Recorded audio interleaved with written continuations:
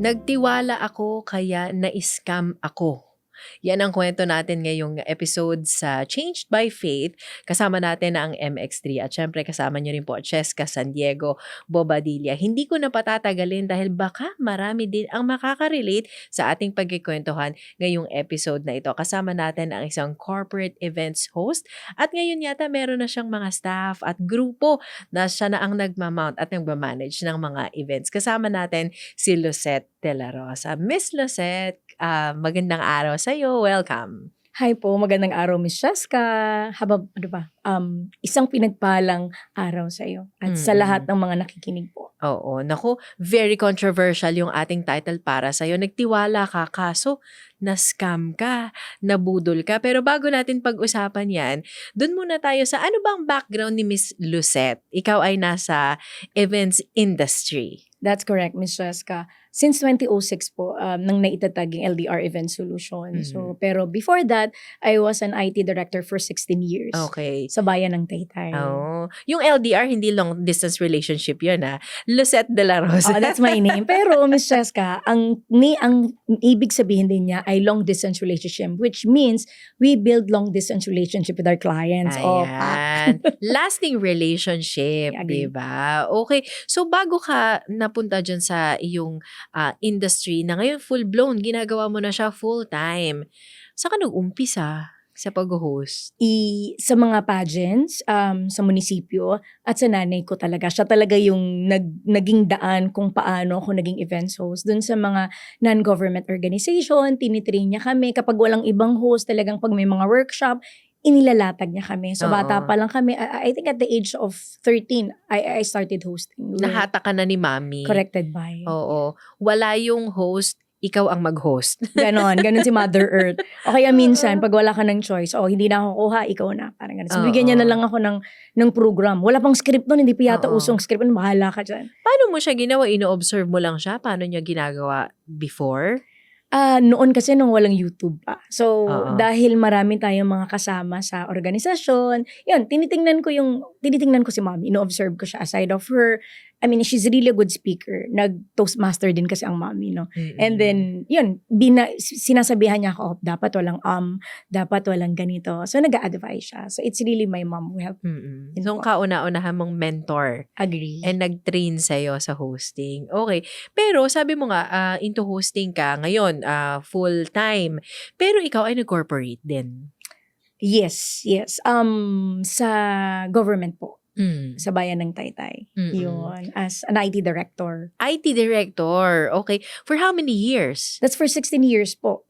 Since I think since 2004, and then I resigned year 2013 or 2016. When yun yung pang third, bumalik yung mayor. Tapos, yun na, I focus on events management na. Kasi ang dami na pong, yun na yung peak ng events management. Kasi nag-boom na talaga ang events businesses, di ba? Ang daming nag-boom yung mga styling. Di ba lahat? Happy ang industry na yan. Lights and sounds. Ibang klase daw tayo mag-events sa Philippines. Yes, kasi I visited Sydney. I visited Adelaide. Sa Adelaide, ang lungkot-lungkot. Boring. Oo, ang boring. Sa Sydney rin actually kinukuha nila. I was interviewed as well in SBS. So, nagtatanong din sila. So, doon din my daughter is in Australia right now, in Adelaide. Free po yung yung course niya doon na ang South Australia ang nagpaaral sa kanya, and her course is BS in events management and tourism. Okay. So, which mean they are getting yung mga katulad na skilled na or nagde-develop sila para magkaroon at mabuhay ang kanilang industriya. Oo. Kasi pag nakita mo nga daw, although hindi naman daw sa Australia lang or ibang mga countries din, na hindi daw kasing vibrant ng katulad ng ginagawa natin. Even yung mga conferences natin, parang may mga intermission number tayo, di ba? Correct. Makulay na makulay ang ating events. Opo. Sa Boston pala naalala ko, nung sa Boston nag-events management, ako lang mag-isa. Tapos, yung sa venue nila, garden lang. Wala silang, iba sa atin, bonggang-bongga yung centerpieces, ang tataas. Sa kanila wala, as in table, flat na, wood table. Tapos even yung DJ naman nila, okay naman yung host. Pero yung ayos talaga ng, Very basic. oo, wala. Tapos ikaw lang talaga mag-isa. Yung photographer, isa lang. Sa atin, may same day edit video doon, wala. Sa atin nga lang daw may same day edit video. Diba? Parang nagulat sila na, paano niyo nagawa yun na may same day edit video? So, happy ka sa iyong kinalalagyan ngayon na industriya. Agree po. Kasi iba't ibang story. Parang kinikilig ka. At ako doon ko rin siguro, yun nga ang sabi nila, yung buhay, ang pagiging magulang ko daw ay successful. Dahil, yun nga yung mga anak ko, scholar. Nakarating po ako ng Harvard dahil sa anak ko. Wow! At kahit dun sa mga pinagdaanan ko ay, kumbaga, andito pa rin. Kasi yung mga anak ko po ang nagdala sa akin to Christianity. No? Sila yung unang nag-CCF, sila yung unang, nagpakilala. I mean, nagsisimba tayo. Alam natin yan. Siguro marami makaka-relate sa akin na hindi nagsisimba linggo-linggo. Diba? Parang, sige, I know God. I'll just pray at night. Pagkakain ako, magdadasal ako. Pero hindi talaga nagsisimba. Parang automatic lang. Oo, parang automatic lang. Pero yun nga, yung mga anak ko mismo. So, ang sabi nila, magaling yung pagtuturo mo sa mga anak. Maayos kang magpalaki ng anak. Yan. It is because, I think, ang isa sa mga nakatulong nun, kapag namimit ko po yung mga magulang ng mga ikinakasal, tinatanong ko po. Kasi minsan, natutuwa ako. Alam niyo po ba, meron pa pala sa history na virgin ka parang ikinakasal? Meron pa pala sa panahon ngayon, di ba? Oo, yun. So parang tinatanong ko minsan, nag-i-interview ko, ang galing, paano niyo po nagawa? Hindi ko inaalaw yung anak ko na matulog sa ibang bahay, etc. etc. So, yun, nakatulong din. Pinulot-pulot mo yun, Agree lahat po. ng mga stories na yan. Okay, so sa events, hindi lang yung skill set ang nakukuha mo. May mga values ka pa palang nakukuha na magagamit sa buhay. Okay, ilan ang kids mo ngayon, Miss Lucette? I have 4 kids. Isang college, graduating na next year. Pareho sila sabay graduate po. And then 12 and then 10. So, yun. Nasundan pa kasi nalungkot ako nung dalawa. Sabi ko, teka, parang kailangan pa. Grown-ups na, no? Okay. So, sila ngayon ay nagiging inspirasyon mo at tuloy-tuloy ka sa pagtatrabaho. Of course, para itaguyod kahit malalaki na sila. Agree po. Okay. So, kwentuhan mo naman kami, paano ka naman na-scam? Sa hosting ba yan? Yes, sa events, yun nga, di ba? Yung minahal mong trabaho, yun yung nagdala sa'yo. Ganun daw Ang sabi ko nga noon, nung na-scam ako, kasi talagang nagdadrive ako ng walang panloob, iyak ako ng iyak, hindi ako kumakain sa loob ng ilang buwan. Kasi hindi ko pinaalam sa magulang ko, hindi ko pinaalam sa kapatid ko. Nag-Christmas kami, alam mo yun, masaya sila, tapos ako iiyak na lang tutulong, magsasara na ako ng kwarto sa bahay ng mami ko. So parang hindi ko alam kasi syempre panganay ako. So parang ayoko parang tingin nila na ate, dapat ikaw yung panganay no? So parang ang nun, dahil sa events, kinuha niya akong events host, una ng anak niya, events host and events manager nung debut ng anak niya. And then, nung ikakasal siya, kinuha niya rin ako. Tapos, nung binyag ng anak niya at nung baby shower niya. So, marami na kayong napagsamahan, okay? Yun, nagpupunta ako sa bahay niya. Alam ko, ang dami-dami niyang sakyan. Malaki yung bahay niya. So, yun. Sobrang talaga. Kasi hindi lang siya 1 milyon So, parang nawala yung laman ng bangko ko. Nabenta ko yung sasakyan ko, yung isang sasakyan. Munti ko pang ibenta yung bagong gawa kong bahay. Dahil hindi ko alam, parang totoo yata yung budol. Kasi, sabi ko nga, kaibigan ko meron akong kaibigan na mataas ang posisyon, official. Ilang beses niya akong niyaya, magkapat. I don't know if you're familiar with kapa, at iba pang pyramid, pero hindi ko talaga pinasok. Hindi ka pinasok. kumagat sa kanya? Wala. As in, na yun, boss ko na yun sa. At mas ka-close mo ba yun? Yes. Yung pero boss ko. hindi. Never. So parang ito talaga, parang there's something na parang kahit tumawag siya ng madaling araw, magdi-deliver ako ng pera, nagbabakasyon ako nun sa Balisin, nagpadala ako ng 1M, yung mga ganun ba? Talaga, parang iba. Parang may bulong po talaga. Kasi hindi naman ako yun. Oo. Parang ganun. Parang nagkakaroon ka ng involuntary or na-force ka na gawin yun. Opo. Okay. So, ito ay kasama mo sa industriya ng events? Hindi po kliyente. Okay. Kliyente talaga siya na pag nakita mo kasi yung buhay niya, yung lifestyle niya. Okay naman. Legit Oo, naman. as in malaman mo lang yung nung baby shower niya, malaman mo lang yung gender ng anak niya, bibigyan ka niyang 10,000, bibigyan ka niyang iPhone. Okay. Ganon. So parang, wow, paano ba? Doon nagsimula naging interesado ko na, paano ganyan. Oo. Yun. Parang bumilib ka sa buhay niya, yes po. sa lifestyle niya, Mm-mm. at nung nag-offer siya, ano ba yung in-offer niya? Ano yan? 10%, 20% per month. So Ganon. parang investment scam. Yes po. Itong kinabagsakan mo. Mm-mm. Okay. Yun sabi ko nga nun sa sarili ko. Sabi ko, Lord, as in mabuting tao po ako. I can stand in front of many at alam ng Diyos yan. Sabi ko, Lord, mabuti naman akong tao. Bakit ako? Bakit ako pa? So, yun pala. Siguro dahil mabuti naman akong tao, parang kailangan kanyang bigyan pa ng kung saan yung weakness mo eh. Kasi dati po, mukha ko, tayo naman, di ba? Dahil siguro may 4 akong anak at may pangangailangan, gusto pa natin ng more. Mukhang pera po ako noon. So, yun, parang sabi ni Lord na, hoy, dyan ka, weakness mo yan. So, kailangan maayos yan sa'yo para yan, maging tunay kitang anak. So, Doon ka tinest. Doon po ako. Sa pera. Yes, so. Gaano ka laki? Ang sakit, no? Pero gaano kalaki yung na-scam sa'yo? 8.8 million siya. Pero with mga, kasi sabi ng mga attorneys ko, yung binayad mo sa mga attorney, yung mga binayad mo sa mga tao pa, isama mo sa nasa 10 million siya. Wow. Okay. Pero ito ay na-resolve na ba? O until now, it's part of your prayer list? I lift it up everything to God. Yan yung siguro yung maganda. Prayer list, ang sabi ko nun, pag ako nagdadasal, Lord, your will be done. I never pray to. Kasi parang pag itinaas ko sa kanya. Kung gugustuhin man ni Lord na manalo ko sa case, but again, thank you Lord kasi I won the case. But again, nag-appeal pa, so may mga alam nyo naman sa may Pinas, susunod pang may mga proseso. Susunod pa. Oo. Yun. Ako po ay hindi ko na inasahan. Kung mananalo, matatalo sa mga susunod, si God na po ang bahala. This happened 2020 to 2021 po. Okay. Panahon ng pandemic. Yes po. Okay. So, may mga restrictions nun, pero nagawa kanyang ofera ng mga ganyang klase ng investment. Yes. Kasi at that time po, aside of the events management, kasi ang events noon, ang industriya natin namatay. Opo, at that time, wala po noon. So, po ako, LDR, Pharma, and Medical Supplies. Okay. So, I distributed to big hospitals. So, at that time, marami talaga. As in, marami po tayo mga biddings, mga ganyan. Yun. And then, siguro nakita niyan, ang dami yung deliveries, ganyan.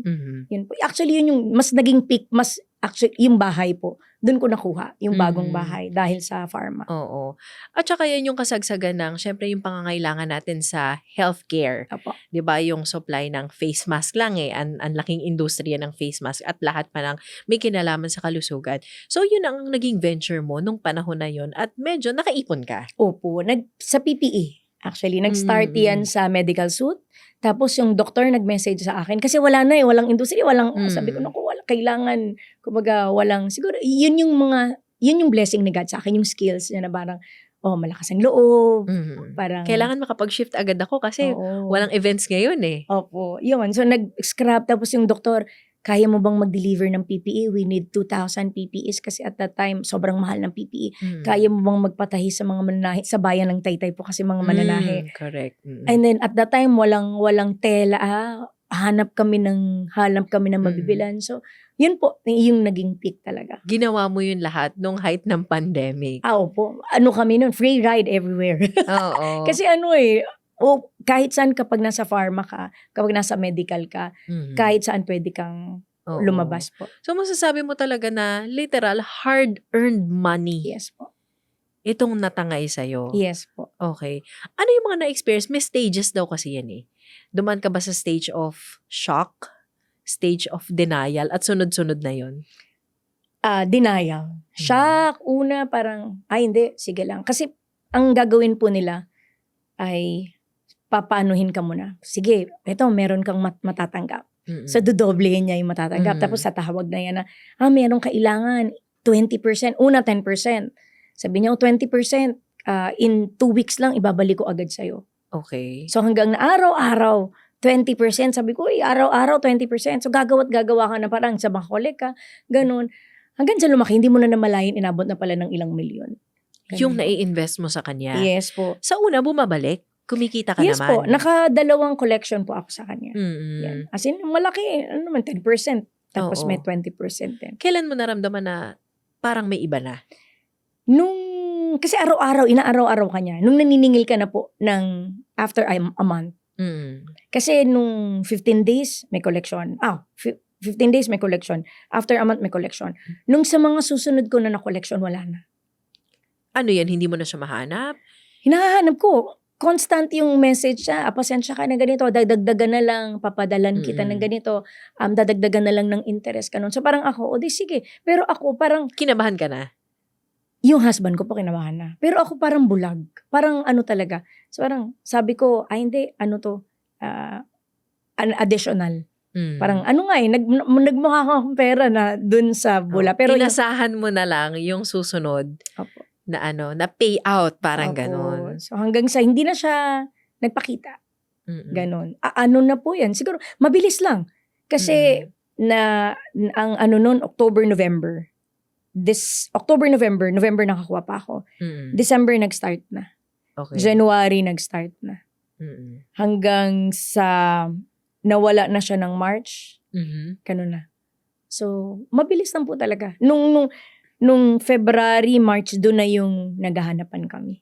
Mm-mm. Nagpapapunta na ako sa kanila ng mga PNP, ng barangay. Mm. Pinapatawag ko na siya sa barangay.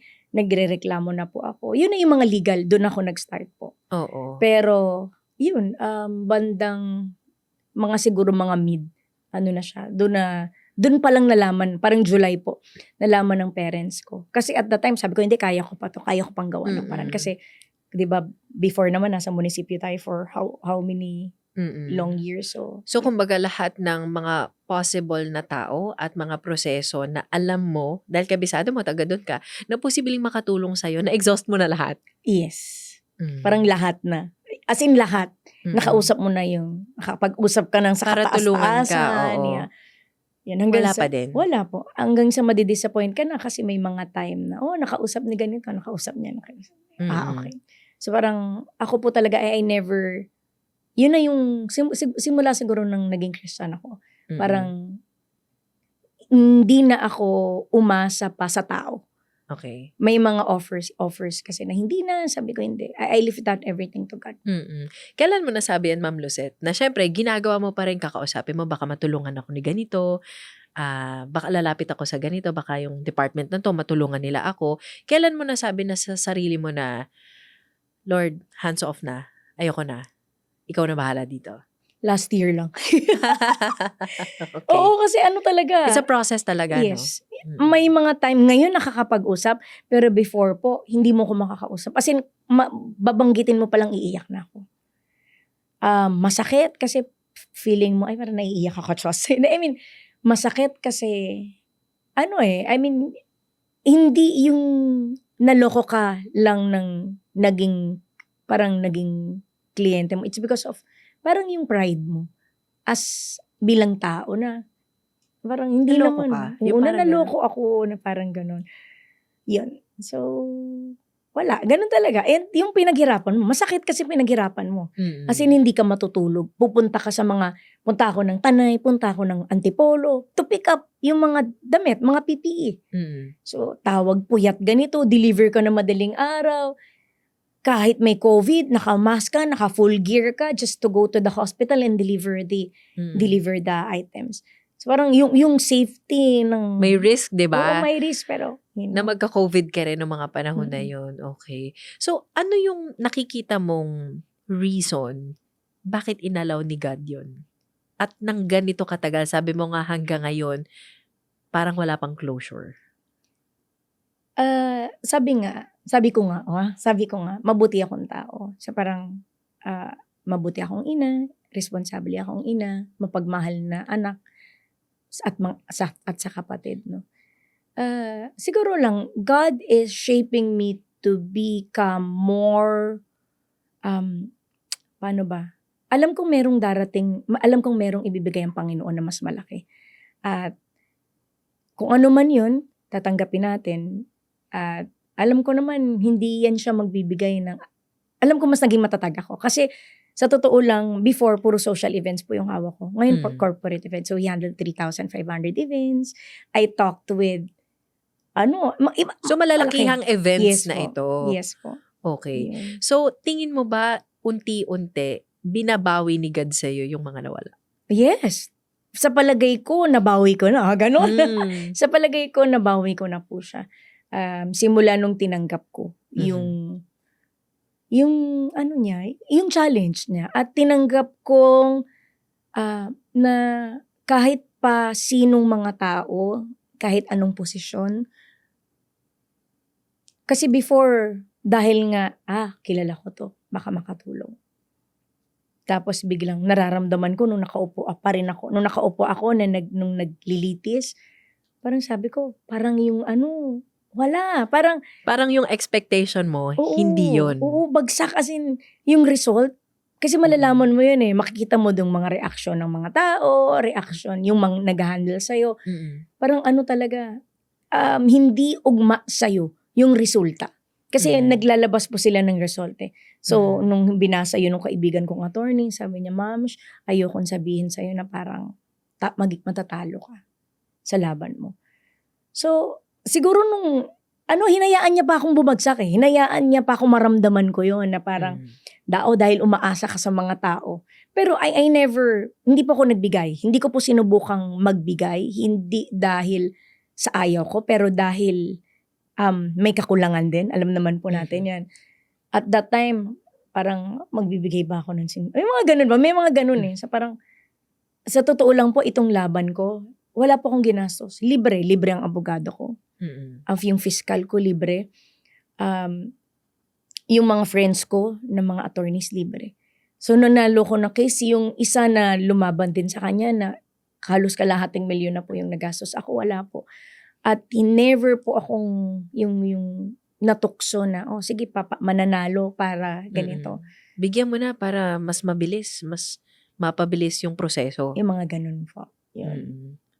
So, hindi ka nag-subscribe sa ganun kahit na napaka-tough ng pinagdadaanan. Yes po. May mga opportunity, hindi naman direkta baka makutin-quote po ako dito, pero hindi naman mga direkta. May mga nag-offer dahil kakilala sa ganyan, yung ganyan. Pero, hindi. Yun yung siguro tinuro sa akin ni Lord na itaas mo sa akin lahat. Ako bahala. Akong bahala. Kasi nga, sabi niya sa akin, nung pandemic ka, pinayaman kita Nung pandemic ka, binigay ko sa'yo. Kumbaga, binigay ko sa'yo yung bahay na, yung dream house mo. Imaginein mo, yung iba walang makain, yung anak mo nasa Australia ngayon. Pero at that time po, hindi ko alam kung saan ko kukunin yung pang-abroad niya. May mga tumulong na kaibigan. Oo. Ma'am Lucette, sa mga siguro nakaka-relate sa'yo na dumaan sa matitinding pagsubok, na minsan doon nakaduel hindi na nila nakikita, binabalik pala ni Lord sa ibang pamamaraan. Ano yung pwede mo sabihin sa kanila? Ano yan? Kailangan mong, kasi minsan tayo kung ano yung masakit, doon lang tayo nakatuon ng pansin. Be thankful for everything. Yung nagigising ka sa umaga, buo ang pamilya mo, hindi nagkakasakit. Kami nung pandemic, wala sa pamilya ko ang nagka-COVID. Yun nga, minsan kinakausap ko yung sarili ko, parang, wala nga na ospital sa pamilya mo. Diba? And that's a big blessing. Opo. Yun. Hold on to, Lord's, sabi nga nila, meron ako yung Jeremiah 29:11. Yun yung naging Bible verse ko sa family. For I know the plans I have for you, declares the Lord, plans to prosper you and not to harm you, plans to give you hope and a future. So, yan yung sa Facebook ko, nakalagay yan. Yan yung family na buo ka, na parang sa lahat ng mga napagdaanan mo, yan lang ang napagdaanan mo. Yung iba nga, di ba, nawalan ng magulang, nawalan ng during pandemic. So parang, siguro lang hindi ko rin alam kasi kung ano ba yan kung challenge ba ni Lord yun o baka yung isa na para mas lalo ka, dahil naloko ka, ikaw naman loko, di ba, yung devil. Pero yun. How did you deal with anger, forgiveness?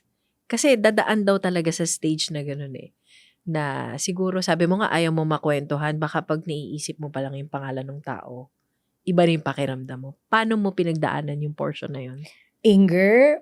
Anger. Yun ang una mong mararamdaman. Galit ka sa mga taong nangakong tulungan ka, pero hindi ka natulungan. Galit ka sa kanya dahil naloko ka. Yung sanang scam sa akin.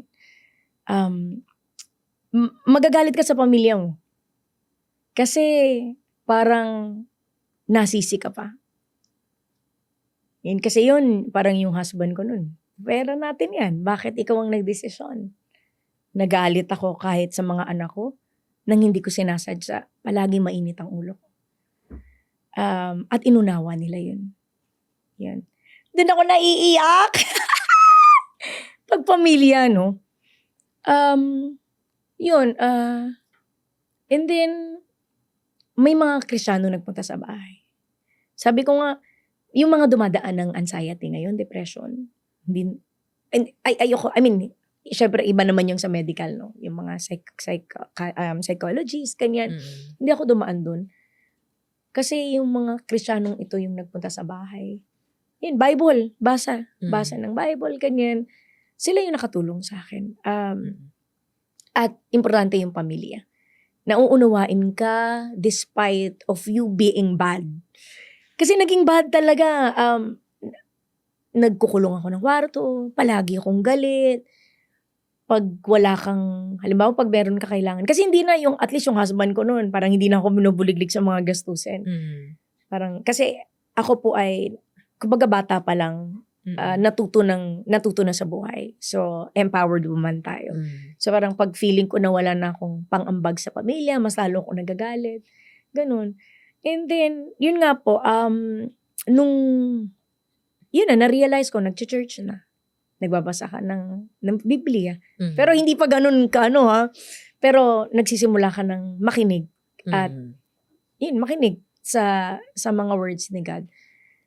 Doon yung patience ko, mas humahaba na. At, again, yun na, siguro nung nakakilala ko sa Kanya. Mas, alam mo yung, ang iniisip ko palagi, there's always a reason for everything. There's always a reason why God is giving me these challenges. It's because of, I know God is parang helping me to be this someday. Yung parang ganun. Paano binago nung bad experience na yan? Yung dating sabi mo, kilala ko si God. Alam ko nag-church ako nagsisimba ako versus pinagdaanan mo na yung napaka-hirap na sitwasyon na yun. Gaano mo kakilala ang Panginoon ngayon? Si Lord, alam mo yung noon, sobrang dami mong events. Kahit birthday mo, birthday ng anak ko, Rarakit ka. Rarakit ako, wala akong pakialam. Ngayon, when I lift it up everything to Him, ikaw na yung masasabi, Lord, tama na po. Ganun. Ang sarap naman. Would you believe this October, meron akong isang sunod-sunod since October 28 to November 15. Walang pahinga. Parang, I have 3 national events and 1 international event. Na parang, Lord, okay lang ako. Papahinga naman. Parang ganun. Yung bang, bibigyan ka ni Lord ng isang trabaho sa isang buwan, pero pwede kang maglakwatsa ng, bibigyan ka niya ng trabaho ng 2 araw sa isang buwan, pero pwede kang maglakwatsa for 28 days. Mas nagiging peaceful ang buhay mo. I serve every Sunday. I go to church every Sunday. Before po, ano pa yan nung pag magsisilbi ka pa, may challenge pa yan. Sabi ko nga, teka lang, national event organizer ako, international event organizer ako. Tapos nung nag-serve ako, nag-floor director ako.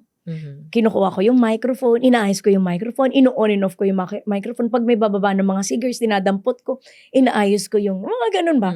Tapos merong isa na nagsabi sa akin na, ay, dapat ganito, ganyan. So parang, teka, tinuturuan ka. Tapos minsan nasimangutan ka, yung mga ganun nakasama mo mismo sa, sabi ko, okay. Pero, yun na yun dahil nga, nasa sa kanya ka na. Hindi, alam ko challenge to ni Lord. Oo. Kasi, first time yun. So parang, sige, bibigay ka kasi, boss ka ng LDR events tapos biglang magsisilbi ka. Oo. Yung mga ganun. Kumbaga yung ego ang dinidil ni Lord sa'yo ngayon. Oo, ganun. So, ngayon, pero hindi, ngayon, meron na kasing schedule, so pag nagsiserve ako as floor director, as program director, parang okay na sa akin. Ganun. So parang, na talaga, pag dun kasi, buong yan dalawang service. So, nakakapakinig ka. Sa kanya na before noon, hindi ka na nga makapagsimba sa loob ng isang buwan. Yun Ngayon, nga. yan. Kailan mo pinagpalit na itong Saturday, Sunday, kasi yan yung events So weekends, nandun yung events. Kailan ka nag-decide na, Lord, i-dedicate ko to sa'yo? Magsaserve ako. After nung mas-scam ako. After nung makilala ko, after nung may mga taong pumupunta sa akin. Sa totoo lang, siguro kung iisipin ko na, hindi, hanggat walang. Yung ibang tao kasi kailangan mo nang iparamdam ng Panginoon yung kanyang miracle Okay. Pero in fairness naman with me, siguro mas maaga niya akong ginising kasi dun ko na-realize na yung mga anak ko, I am so blessed. Yung iba hindi ko makain 3 beses isang araw. 'Di ba? Doon niya ako ginising na yun talagang merong nagsabi pag nakikinig ka kasi yun sa mga nagpi-preach, yun sa mga pastors, no. Oo nga naman. Parang I am so blessed pero galit ako sa mundo. Parang ganun. So, yun yung naging way. Siguro kaya ako kailangan magising ng masakit. Kailangan mong pagdaanan yan. Opo. Yun pala yun. Nagalit ka rin ba sa sarili mo? Yeah. Nung na-scam ako. Kasi, sabi ko nga, hindi ako to pero, paano ba? Hindi naman, paano bang iniisip ko kasi yung galit Nagalit ako dahil, or na-disappoint ka ba na-disappoint ako sa sarili mo? Oo. Kasi, ang iniisip ko nga parang, yun nga yung sinasabi mo kanina, parang in denial ka na, hindi, it's not because of you. Dahil nabudol ka. Dahil meron siyang mahikang ginamit sa'yo. So parang, okay, so it's not me. But I still, yun nga ang sabi, naging, may tawag po sila doon, yung naging, vulnerable ka. Oo. At naging sakim ka sa pera. Oo. Kasi mas, binigyan ka na nga ni Lord, mas gusto mo pa ng mas marami. Yun po. Nakalimutan ko yung term ng mommy doon na, ang mga matatanda, meron silang naghangad ka daw ng, yung term na yun, yes. pero sangsalop ang nawala, parang ganyan. So, lahat nawala. Agree po. Oo. As in, pati yung bahay na pinatayo namin, muntik ko pang, kasi talaga nagme-message siya, naibenta mo na ba yung bahay? Ganun. Wow. Opo, ganun. So parang ako, siguro dun din ako nagising. Tapos yung husband ko, siya rin, sabi niya, Ma, kasi hindi lang naman sa akin pera yon. Kumbaga, si Kulin, nakuhanan din. Yun. Ang masakit pa, sa totoo lang po, kung ako ay mukhang pera pa ngayon at pinahalagahan ko yung pera, imaginein mo, si Kulin yan almost million yung nakuha ko sa kanya. Doon sa 8 million. Pero binayaran ko yun. Fully paid ako sa kanya. Again, from my hard-earned money. No? Kung sa akin na, at yung ibang nakuhanan ko, nabayaran ko. Kumuha akong pera ngayon, siguro nagtatago ko ngayon. Pero hindi, pag kumita ako, bayad. And hindi ko na, parang, sige Lord, bigay mo sa akin yan. Pambayad sa kanila. Ganun. Oo. Yun po. Isa sa pinaka mahirap na maging challenge talaga ng kahit sino man ay pera. Diba? Ang success, kinakount din natin sa pera. Agree diba? Ang failures, halos pera din ang nakikita nating basihan. Ano yung learnings mo dun pagdating sa pera? Pera lang siya. Iba ang ako po, again, I go to church every Sunday. Bawal magtrabaho. Dati, ang mga employees, kailangan Sunday may work. Kasi Sunday ang may malakas grand food tasting, may mga events. Tapos every Monday ang walang pasok. Ngayon po, no, you go to church, mag-family day kayo, walang Sunday work. Yun na po talaga yung aking rule. Rule. At kung may event ng Sunday, sorry po, hindi talaga. Ganun. At ano pa ba? Yun yung mga, hindi ko sinasabing sakripisyo sa Panginoon kasi yun naman talaga yung ating dapat na ginagawa. Yun po. At again, family day is family day. Oo. yung kumbaga sabi nga ni Lord, ang pamilya mo una mong shepherd, hindi ibang tao. If Mhm. you're good to others, you must be good to your family. Pamilya muna, 'di Yes po. ba? Kung paano ka sa pamilya mo, yun ang totoo daw, eh, Opo. 'di ba? Pero sa lahat ng pinagdaanan mo, Miss Lucette, ngayon, nando'n ka na ba sa road to healing? Healed ka na ba? Nasang stage ka na ngayon ng life? Healed na, ano pa, siguro meron Konti pang, may pa. konti pa.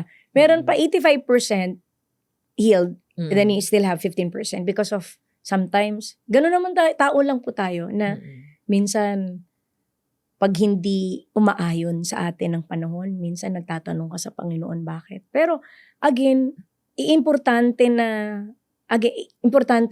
andyan ang Biblia, andyan, nakikinig ka pa rin sa Mm. church. Kasi yun hindi ikaw bilang tao, you cannot meet God kung hindi mo bibigyan ng tuon or Mhm. kung hindi mo bibigyan ng oras ng Panginoon.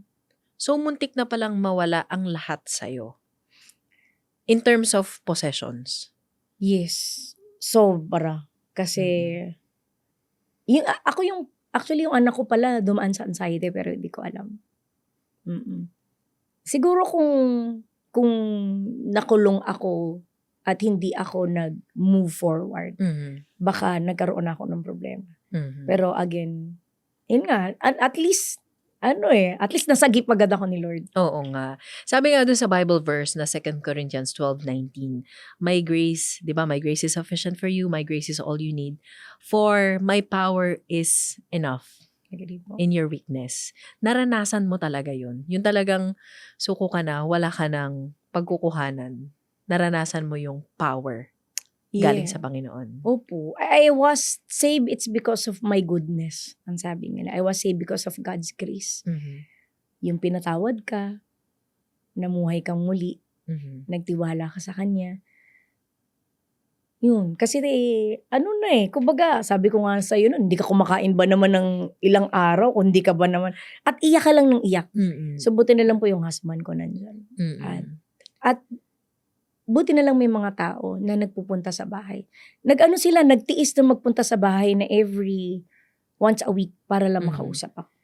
Ano ang tunay na yaman sa'yo ngayon? Ang tunay na yaman sa akin ay ang pagmamahal ni Kristo. Ang pagmamahal ni Kristo sa mga anak ko, sa pamilya ko, sa nanay ko, sa mga mahal ko sa buhay. At itong buhay na binigay niya, na alam kong may misyon ang bawat isa. Last question, bago natin iwanan ng inspirasyon ng iyong kwento dun sa mga nakatutok sa atin sa episode na to. Paano binago ng kanyang pananampalataya si Lucette de la Rosa? Ang sa akin na ngayon, again, yung favorite ko na salita, let God will be done.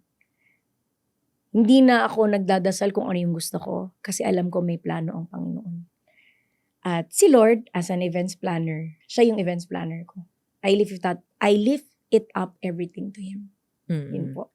Buti na lang kay Lord walang scam. Ay, Buti yes na lang po. kay Lord walang budol kasi lahat ng promises niya tutuparin niya. So kahit magtiwala tayo sa Kanya ng buong puso, mangyayari at mangyayari yung magagandang bagay na plano nga niya sa atin. So Miss Lucette, thank you. Kami ay na-inspire, kami ay humanga din sa mga napagdaanan mo na extraordinary. Pero hindi na ikaw yan eh. 'Di ba? Power na ni God. So, maraming salamat once again. Thank you po. Thank you, Miss Jessica. Salamat po. Ayan. Thank you, MX3 pala. Thank you, MX3. At maraming salamat sa mga tumutok din sa atin ngayon. Sana nakakuha kayo ng inspirasyon at lakas para kung kayo man ang mismong dumadaan sa mga ganyang tipo ng pagsubok, may hope pa rin at the end of the tunnel. There is light at the end of the tunnel. Nandyan ang mga mahal sa buhay, di ba? Nandyan ang Panginoon, nandyan ang mga friends. At minsan, hindi mo kakilala, di ba? Magre-reach out at dadaling ka sa mas maayos na kalagayan. Yan na po ang kabuuan ng ating kwentuhan at bahagi na ng life stories dito po sa Changed by Faith. Nakasama po natin si Miss Lucette de la Rosa. Kapartner natin ang MX3 Natural Supplements. Nakasama nyo rin Cheska San Diego, Bobadilla.